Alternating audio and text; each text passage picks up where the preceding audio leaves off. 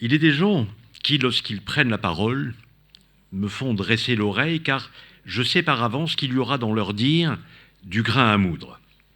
Jacques Touchon, professeur émérite à l'université, doyen honoraire de la faculté de Montpellier, grand fidèle spectateur, mais surtout orateur brillant de ses assises, et de cela. Mais je voudrais ajouter que Jacques, neuropsychiatre, spécialiste international des maladies neurodégénératives, à côté de ses écrits scientifiques largement diffusés et reconnus dans la profession, est aussi poète. Il a publié un très joli livre de poésie intitulé « De tout petits cailloux ». Et en voici un que je qualifierais de perle. Je cherche de mes doigts à lire dans la nuit tous ces mots sur la peau dessinés en secret par des mains amoureuses. Et sur les pages offertes par l'effroi du plaisir, en aveugle pressé, je grave mon amour. Dans le creux Baudelaire de tes reins impatients, j'écris les mots « Je t'aime » en mémoire de tout. Désireux aujourd'hui de voir aborder dans ce colloque le concept de psychanalyse du moi-peau, concept développé à partir de 1974 par Didier Anzieux, je ne voyais pas qui mieux que lui pourrait nous faire partager et comprendre ce moi à fleur de peau. Merci Jacques d'avoir accepté ce pari.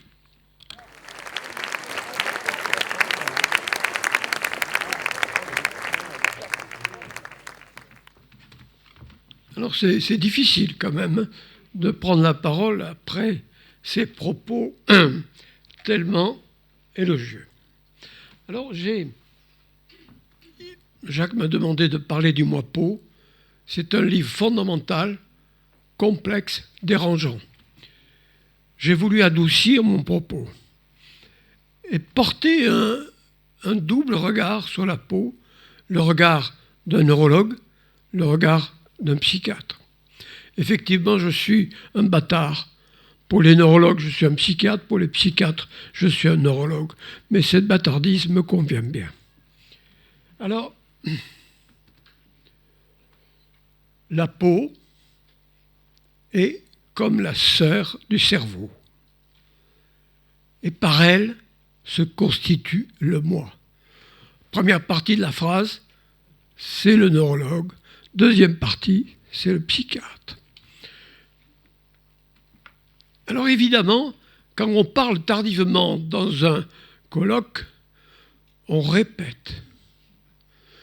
On n'a pas la prétention d'être totalement original et créatif. Et effectivement, ça a déjà été évoqué. Cet oxymore de Valéry. La peau est profonde. Et puis, moelle, cerveau, tout ce qu'il faut pour sentir, pâtir, penser, être profond, ce sont des inventions de la peau. Nous avons beau creuser, docteur, nous sommes ectodermes. Et alors, je m'excuse auprès du clown Emma, j'ai pompé son schéma.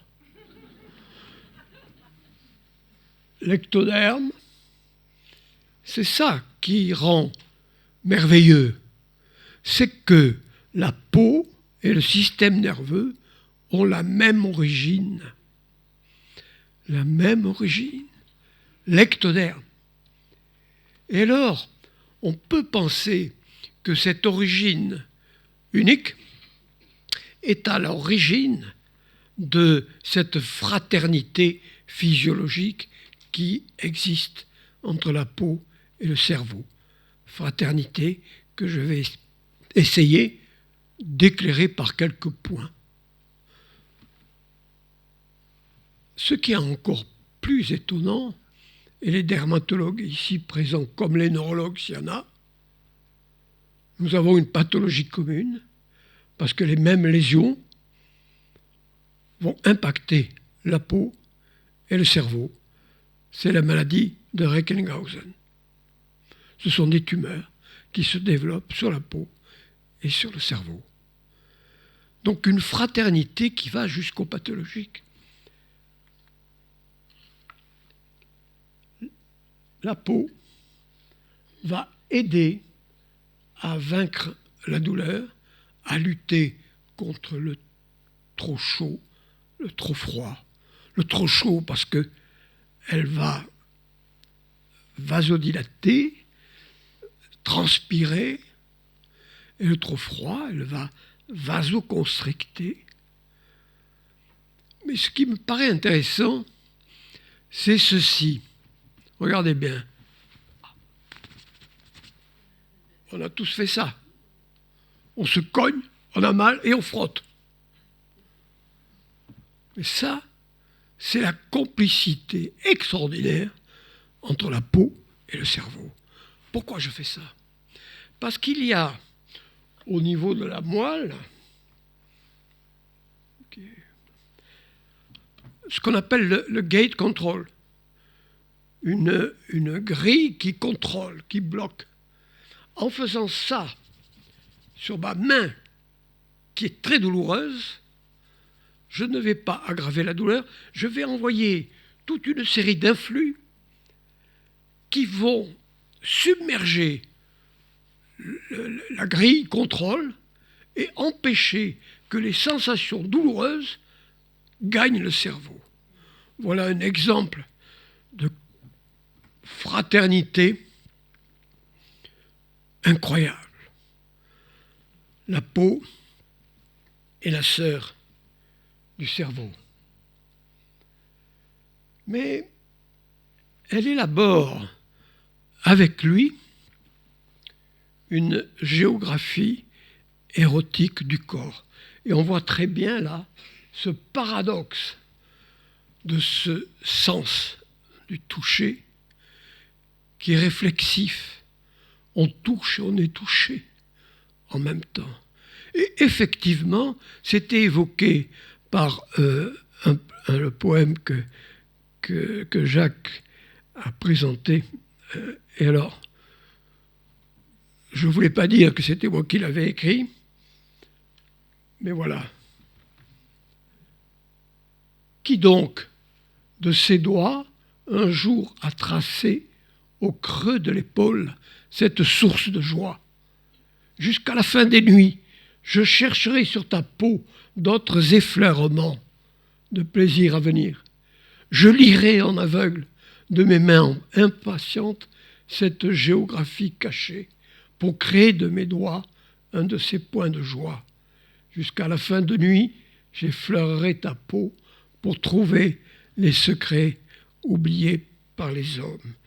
Et effectivement, ça m'a rappelé Serge Leclerc, qui était un psychanalyste tout à fait pertinent, pour qui le corps existait. Ce n'est pas le cas pour certains psychanalystes, mais le corps existait. Et justement, il avait mis en exergue l'importance du toucher de la mère, de la caresse maternelle. On a souvent parlé hier de la caresse, qui va inscrire des zones érogènes sur la peau. La peau va aider le cerveau à construire ensemble un être de plaisir. Mais aussi cette sœur est totalement complice des émotions, auquel cas on verra dans le concept de moi-peau de Didier Anzieux que c'est un défaut d'une des fonctions de la peau qui est de contrôler ce qui vient de l'extérieur et ce qui vient de l'intérieur. Quand cette femme, pourquoi elle a été coupée? Alors ça, je m'en excuse, c'est les passages de la clé à l'ordinateur. Elle a été coupée et on ne voit pas le regard, c'est bien dommage, parce qu'il est chargé, tellement chargé de désir. Et ce désir transparaît au niveau du rose des joues. Cette femme s'offre à celui qui le regarde. Cette femme, par sa peau, trahit ce qui envahit à ce moment-là le cerveau. Alors, il y a aussi un rôle de la peau qui parfois échappe, c'est celui de contrôler les grands secrets, les grands cachets. Et alors, ce tableau de Magritte est intéressant parce que vous voyez qu'à l'intérieur, sous la peau, il y a ces sphères fendues. Et dans un texte, Magritte disait que pour lui, la sphère fendue était une image de danger, de risque de destruction. Et là, ce tableau me paraît tout à fait explicite pour montrer que parfois, la peau ne remplit pas son rôle de contrôle par l'enveloppe, de contrôle du contenu, et que tout ça transparaît, et que la colère va apparaître dans la blancheur de la peau, ou dans la rougeur de la peau, tout dépend du tempérament du sujet. La peau trahit parfois son grand frère enfermé dans la boîte crânienne, le cerveau. Alors, la peau pourrait être jalouse du cerveau. Et ça renvoie à une discussion que nous avons eue hier soir au repas. Pourquoi jalouse ? Parce que, si l'on regarde Judith, oh là là là là, alors ça c'est ma maladresse. Voilà. Si on regarde, je vais essayer de... Si on regarde Judith, elle a une peau lisse, pas une ride. Elle est dans la splendeur de son âge. Mais si on regarde la servante, à côté, sa peau est marquée, ridée, cassée, détendue. Peut-être qu'après ce geste de Judith, quelques rides vont apparaître sur sa peau. Mais pourquoi je dis que la peau pourrait être jalouse du cerveau ? C'est parce que lorsque l'on expose la peau, lorsqu'on la met au devant du monde, elle s'affaiblit.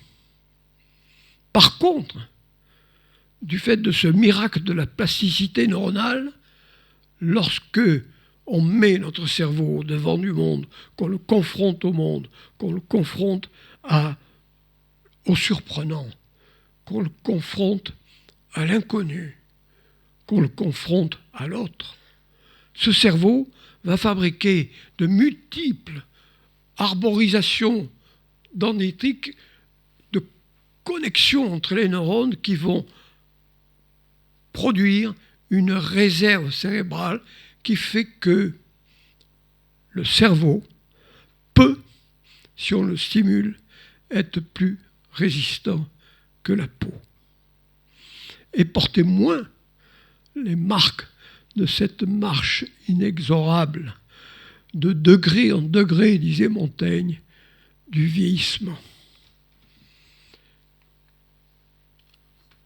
Là aussi, c'est la peau. Alors ça, c'est Suzanne et les vieillards. Hein.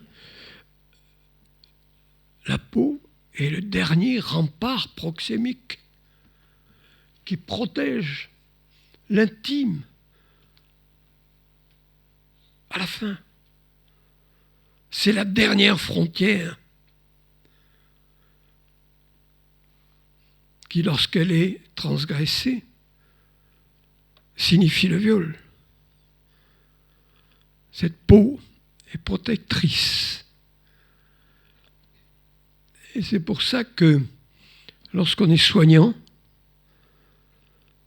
il faut approcher la peau avec tellement de respect, de prudence.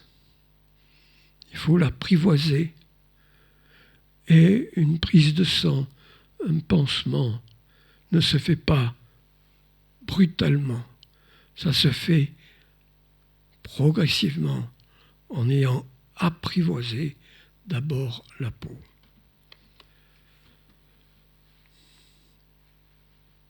Et puis alors, ça a été évoqué hier, tellement, souvent. La peau est un organe de mémoire comme le cerveau. La peau, on ne vit pas impunément. Nous sommes tous des grands balafrés, au sens propre, j'en ai plein moi, au sens figuré.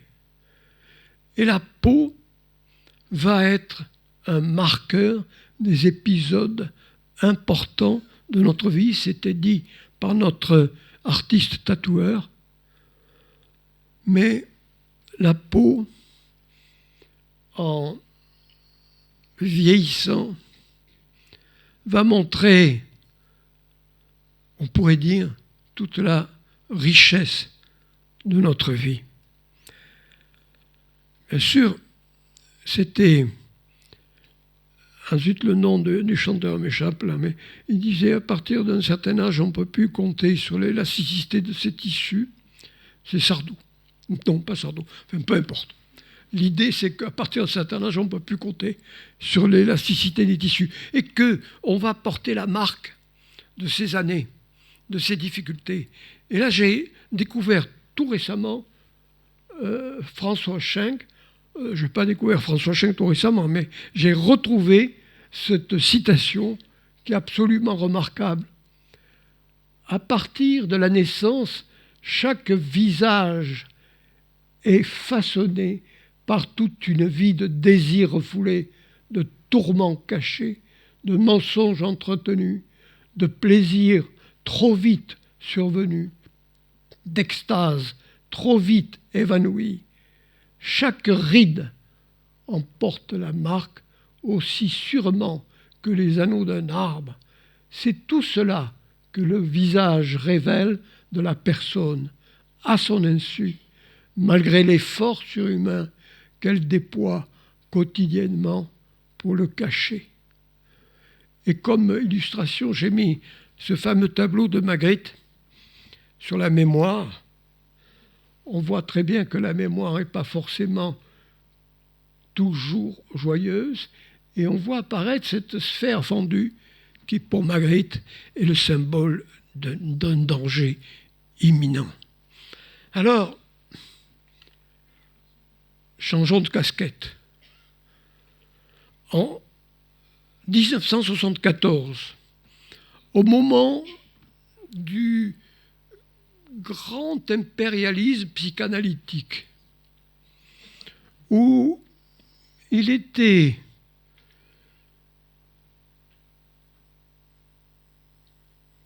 je ne trouve pas le mot parce que je ne veux pas vexer, il était ennuyeux de ne pas être psychanalyste. À ce moment-là, où le corps n'existait pas, on avait oublié Spinoza. L'âme et le corps sont une même chose.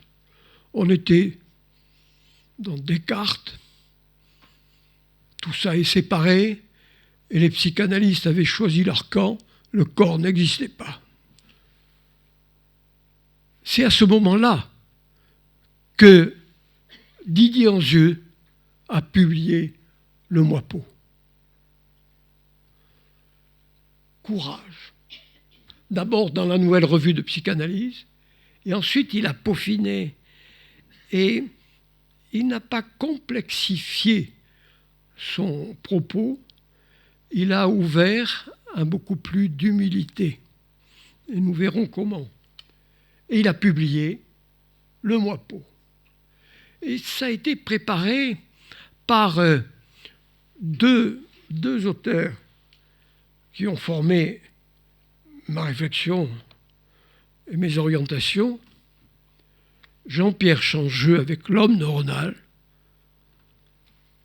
qui était spinozien. Le corps et l'âme sont une même chose. Et Antonio Damasio, L'erreur de Descartes. Et c'est dans ce climat que s'est développé le travail de Didier Anzieux. Et vous verrez qu'on retrouve ce qu'on a évoqué dans cette fraternité. Alors, quelques citations quand même. Le moi peau est une métaphore. C'est très très important. Ça donne à chacun la liberté d'y trouver ce qu'il veut bien y trouver. En tant que métaphore, il parle à chacun, mais il ne dit pas à chacun la même chose. Et c'est la métaphore de quoi? C'est un modèle, une figuration dont l'enfant se sert au cours des phases précoces de son développement pour se représenter comme moi à partir de son expérience de la surface du corps. Alors, effectivement, là, Didier Anzieux se mettait dans le courant de Freud au début. Le moi est avant tout un moi corporel, disait-il. Le moi dérive en partie des sensations corporelles, principalement celles qui ont leur source dans la surface du corps, disait Didier Anzieux. Le moi peau trouve son étayage sur les diverses fonctions de la peau. Alors, au fil des publications, il y a eu plusieurs fonctions qui ont été décrites par Didier Anzieux. J'en ai retenu quelques-unes, mais en ayant l'assurance que je n'allais pas être condamné, qu'on n'allait pas me mettre une fatwa, parce que, justement, c'est une métaphore et que chacun peut y mettre ce qu'il veut. Et donc moi, j'y ai mis quelles sont les fonctions essentielles sur lesquelles le petit homme va se développer, se construire. La contenance, on l'a vu dans la première partie neurophysiologique. La barrière, on l'a aussi vu. La communication, la sexualisation, la mémorisation. Ce regard neurophysiologique n'est pas très loin du regard psychanalytique qu'a eu Didier Anzieux. Alors, et ça, je pense que c'est peut-être le plus important message du moi peau. Ce n'est pas une citation, c'est ce que j'ai compris moi, du moi peau. Peau contre peau dans un bain de paroles, de fredonnement, de frottement, de regard et d'odeur. D'abord, une même peau entre mère et enfant, puis, au gré du dialogue tonique, une individualisation progressive dans un climat physique, de sécurité physique et psychique. C'est ça que veut dire Didier Anzieux. Comment se constitue le moi de l'enfant dans ce climat de sécurité physique et psychique. Alors bien sûr, on n'invente jamais rien, vous le savez, on puise et on réarrange les concepts. On retrouve là l'influence de la pulsion d'attachement de Bowlby ou d'agrippement de Hermann, qui favorise ce pot à pot qui permet la création et la consolidation du moi. Et alors, je discutais avec Étienne, il me disait, il n'y a pas d'expérience pour démontrer toutes les conneries que tu dis. Alors, il y en a une. Non, il y en a plusieurs, mais je vais en citer une. Les expériences d'Arlo, c'était dans les 60s. Il a comparé avec des modèles animaux. Et la conclusion de cette série d'études, c'est que le contact avec la peau amène plus de réconfort que l'allaitement. On aurait pensé le contraire. Que l'allaitement, que la chaleur éprouvée dans le contact ou le bercement. Ça ne veut pas dire que les autres ne sont pas efficaces, mais il a démontré avec des animaux que c'était le contact peau à peau qui était le plus rassurant. Alors, là, voilà, ça c'est ma maladresse. Ce moi peau ne se constitue pas sans des ratés chez tout le monde. Chez tout le monde. Et alors il y a une ratée qui est évoquée par Didier Anzieux, l'érythème pudique, qu'on a déjà évoqué. Il dit, la peau du sujet jouant son rôle de miroir de l'âme au détriment de celui de frontière, permet à l'interlocuteur de lire directement les désirs sexuels et agressifs dont le sujet se sent honteux. On voit cette défaillance du rôle de barrière de la peau. La peau se révèle alors comme une enveloppe fragile, invitant les intrusions psychiques. Rappelez-vous ce tableau de Magritte avec les sphères fendues qui sont sous la peau et qui ne demandent qu'à émerger dans leur violence. Mais, plus grave, le peau contre peau et le dialogue tonique entre la mère et l'enfant est très difficile avec un enfant autiste. Et contrairement à tous ces délires culpabilisants des mères d'enfants autistes, avec l'ouvrage Princeps, La forteresse vide de Bruno Bettelheim, qui disait l'enfant devient autiste parce que la mère est froide, parce que la mère est rejetante, parce que la mère n'aurait jamais voulu que cet enfant advienne. Contrairement à ça, contrairement au psychanalyste lacanien, qui jusqu'à tout récemment, on dit que si l'enfant devenait psychotique ou était psychotique, c'était parce que la mère ne le voulait pas.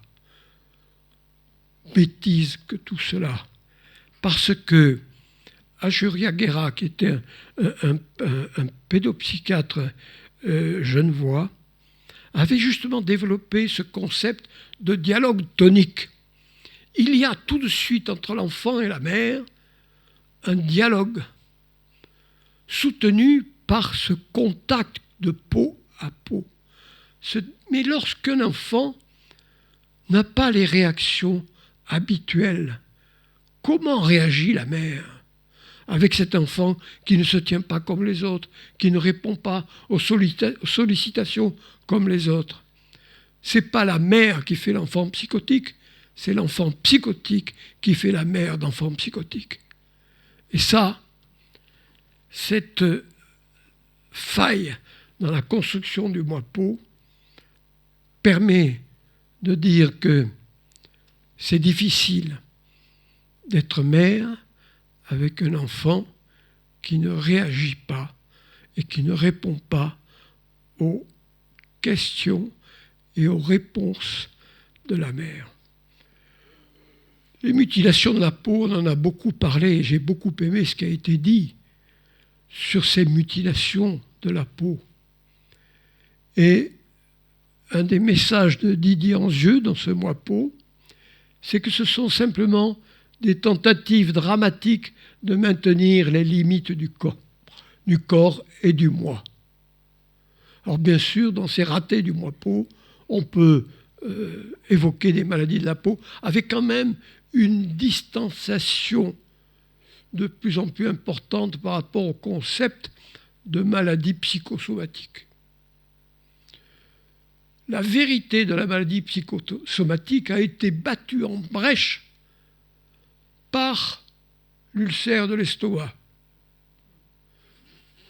L'ulcère de l'estomac, c'était... Alors, il y avait un schéma physiopathologique extraordinaire. Le stress entraînait une hypersécrétion d'acide chlorhydrique qui allait faire un trou dans la muqueuse de l'estomac. Non. Le stress n'a rien à voir. C'est une maladie infectieuse. Alors, ce concept de psychosomatique, il faut le revisiter. Le revisiter. Alors, même si, à l'époque, parce que là c'était la grande période de la psychosomatique, même si Didier Anzieux dit la profondeur de l'altération de la peau est proportionnelle à la profondeur de l'atteinte psychique. Évidemment, psoriasis, on sait, eczéma, on sait qu'il y a une relation, mais il ne faut pas expliquer tout par cette relation. Alors, vous reconnaissez Bacon. Et c'est Didier Anzieux lui-même qui donne l'exemple de Francis Bacon comme raté du moipeau. Des corps déliquescents à qui la peau et le vêtement assurent une unité superficielle, mais dépourvue de cette arête dorsale qui tient le corps et la pensée. Et alors, ceci a fait émerger en moi cela. Fontana en rouge et la cisaille.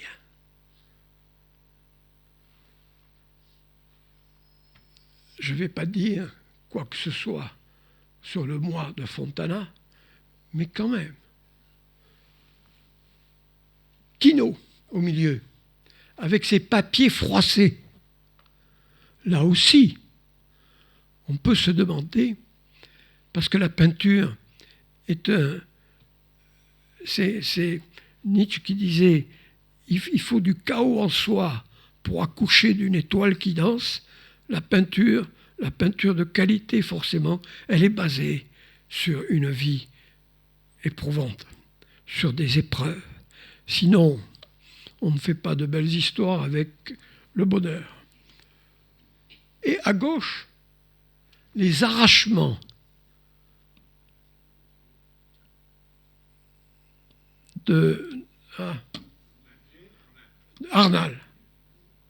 d'Arnal. Les arrachements. Basé, une de ces techniques, parce qu'il y a eu les pliages, il y a eu tout ça, du groupe support surface, basé toute sa technique sur l'arrachement, c'est fort, mais peut-être que ça veut dire certaines choses. Et alors, je terminerai mon propos en disant que finalement, c'est ici que presque tout se passe. Dans cette enveloppe d'odeurs, de fredonnement, de paroles, de nourriture, et surtout de contact avec la peau, c'est les mains de la mère sur la peau de l'enfant et la main de l'enfant sur la peau de la mère. Je vous remercie.